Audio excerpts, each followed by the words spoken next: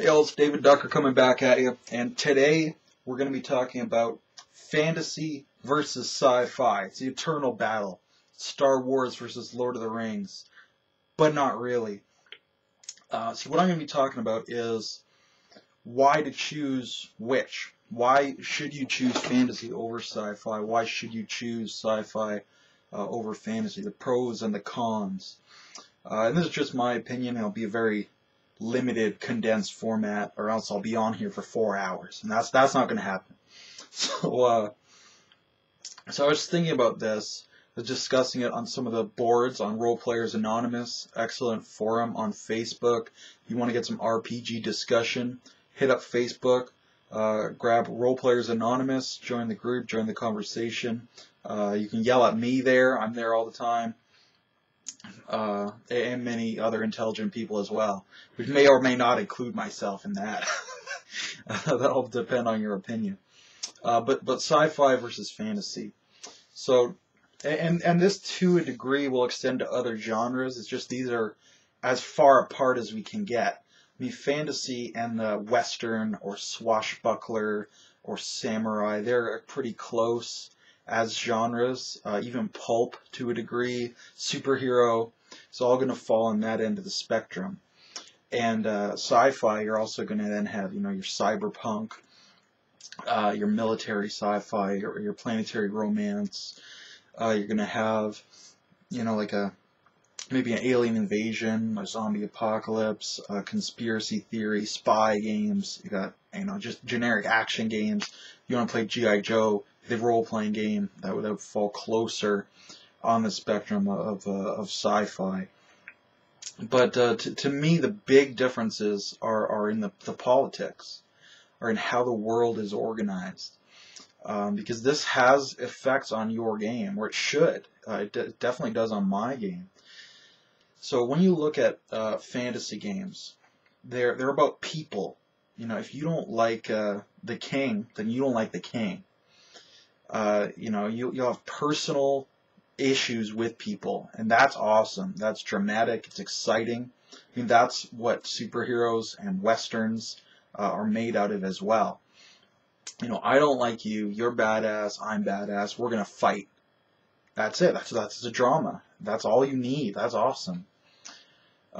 Whereas if you look at a sci-fi game, those big level politics and governments are going to be less personal. They're going to be more impersonal. They're going to be about institutions.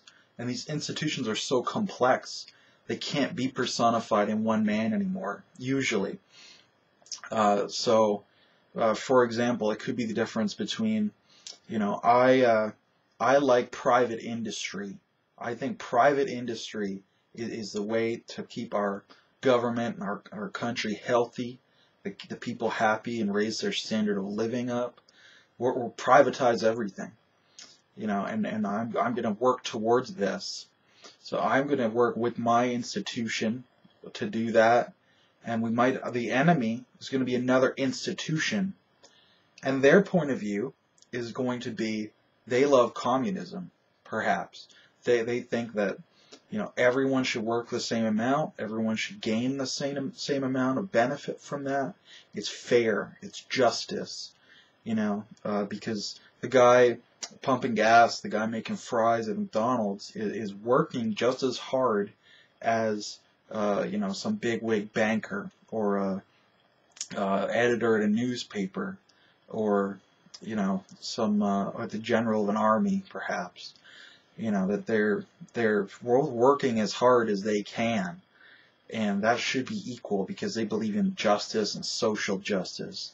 So they're gonna have this kind of enforced by the government, like big government socialism, try to put down that these guys have unions and they're protected. You can't mistreat your workers and abuse them. We're going to have universal education. We're going to have freedom of speech. We're going to have universal health care, perhaps.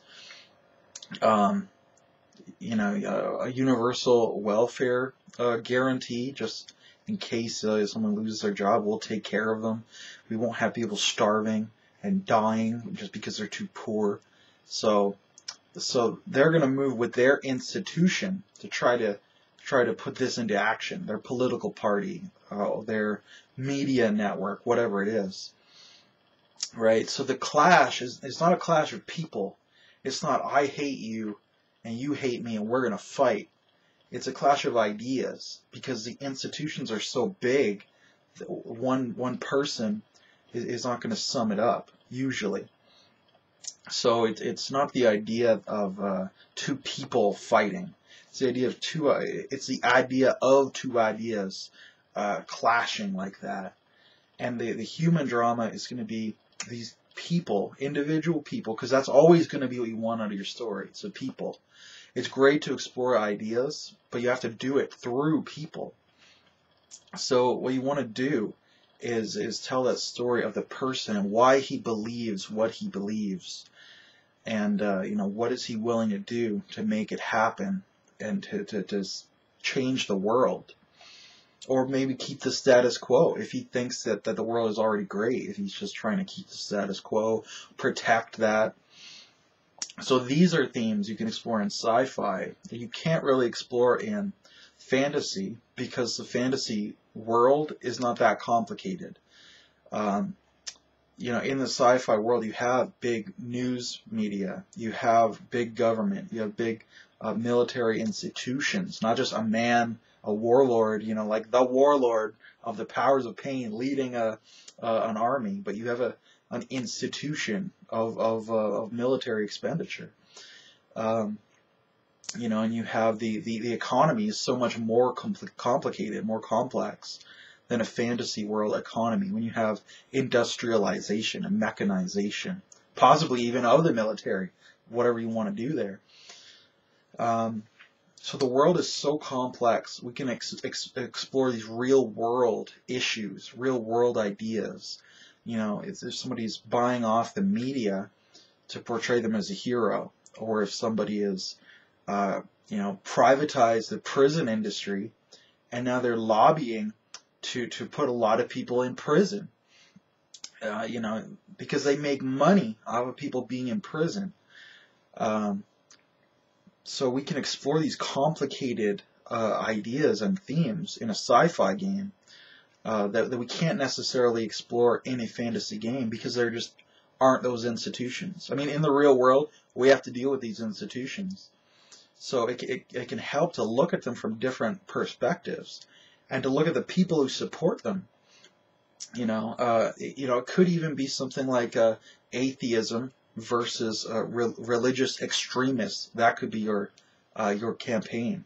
So you can bring in religious extremists. They're committing perhaps terroristic acts, and then on the other hand, because I like to keep these ideas as far away as possible. On the other hand, let's get atheists, and they don't believe in anything.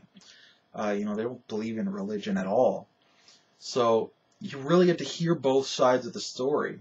You get to hear why this guy is an atheist and why he thinks that people who believe in any faith are stupid and deluding themselves.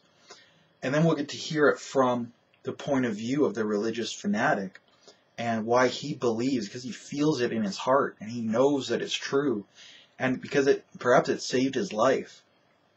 He was down and he'd been put down and just went through the ringer with his whole life, and then this only good positive thing that came out that saved his life, from depression and suicide and just a miserable existence. The thing that saved him is religion. So he believes because he knows the difference that it made to him. So he knows it can make a difference to everyone, and he's got that passion, right? So you get to hear both sides of the story, and your character will have his point of view, and in the real world, you'll have your own point of view as well. And by exploring this, you can learn about the real world. You can know to a degree what that fanatic, why he might maybe be motivated like this. And you can know, if you run into a militant atheist, why maybe they think this way. It can help you deal with real world issues and real people by dealing with fictional ones, if they're not cardboard cutout caricatures. Or even if they are, as long as they're both wrong, you'll have to start to think about it. Or if they're both right, or if they're both right and they're both wrong. Now we're getting closer to reality. So these are things you can explore in sci-fi because you have these complicated institutions.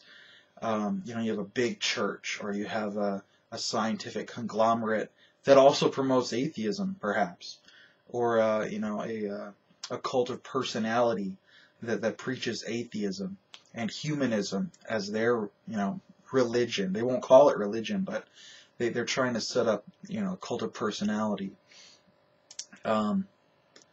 So you can explore so many of these things. Like I ran a campaign. It was a space opera game, and it was basically the government was incredibly fascist and to a degree capitalistic. And the main story was there were freedom fighters coming up, and they were communists. They wanted a communist revolution because they saw the corruption in the system and the decadence of the wealthy capitalists, and how the common man was put down. Factory work was grueling, and there were no workers' protections, and there was massive unemployment. So they were trying to do a communist revolution, and the players got to see to a degree that both sides are right and both sides are wrong. They're both taking it too far. Buddhism, the great Buddha, Buddha Siddhartha, would teach us that the middle path is always the correct path, and you don't want to be too extreme in anything. I'm not a Buddhist, but I can appreciate that because it's true. So all you have to do in one of these more complex societies is create two ideas that are extremely apart from each other, and create lots of individuals, your characters, who support both ideas. Create like 5 militant atheists and 5 religious extremists, and they're all different. They all have different reasons. They all have different degrees of belief in their cause. And then throw the players in and say, okay, here's 10 characters that have that they all have formed 2 factions, and they hate each other. So you guys can decide who you want to team with, or if you want to make your own team. And you guys can decide if you want to convert someone over from one side to the other. And that's the whole campaign. That's awesome. It can be awesome. So that's why I love these sci-fi games. I'm really trying to defend sci-fi because so many people seem to prefer fantasy. And I love fantasy too, and I love the Wild West, and I love superheroes and swashbucklers, and to a lesser degree pulp heroes, because you get that personal interest. I'm a badass, you're a badass, we're gonna fight. That's awesome. And especially if you have I'm the religion, I'm a high priest, I am the religion, or I am the government, I'm the king. So you can, to a lesser extent, have these ideologies clash, because they're personified. But because they're personified, you don't get as many viewpoints, and because it's less complex, you have a king instead of like a senate and a court system and the president. It's a very complex system. So because it's less complex, it's going to lose some of that interest, and it's not going to be as helpful for dealing with real world stuff, especially things like the news media. In a fantasy setting, your news media might just be like a guy with a lute singing. So he might not even be really thinking about the power he might have or might not have to control people and sway people's interests. But even so, the people don't matter as much because it's not a democracy. So and because they don't have the means for a revolution either. Like, it's one thing if you don't have democracy, but as long as you have a really cheap AK-47, you've got the means to express your political opinion. Whereas in a fantasy setting, you have like a knife, and the king has a suit of full plate, And the only way a man with a knife can beat a man in a full plate is if 10 other guys hold him down so you can get the knife in his visor's eye slit, which you can do, but it's harder than just a guy with a rifle or a guy with a bomb. There's more power to the people in a sci-fi game, so it's easier to have democracy, and you care about what people think because they can kill you. Whereas in a fantasy game, you don't really care what they think because they can't hurt you. They can't stop you. You have full plate. You're invulnerable unless 10 people hold you down and get a dagger in your eye slit. But as long as you can find 9 other people to stand with you, you're still invulnerable. There needs to be a really severe numerical advantage to have a revolution work, or just unbelievably intelligent planning in a fantasy game, usually. So I mean that's my thoughts on sci-fi. What you can do with sci-fi to explore the real world, but just change the names, make them more extreme, a little bit more of a caricature, and you can learn so much. Explore politics, explore religion, explore government, explore the economy in a gaming term. And I love exploring all of these ideas and all these things. Whereas in a fantasy setting, it's very, very easy to do well, which is good. But the depth is not always there, not necessarily. You have the depth of people. Like, people are in all these settings. They have really good characters. Any good game will. And that's really your baseline. That's what you need at the bare minimum.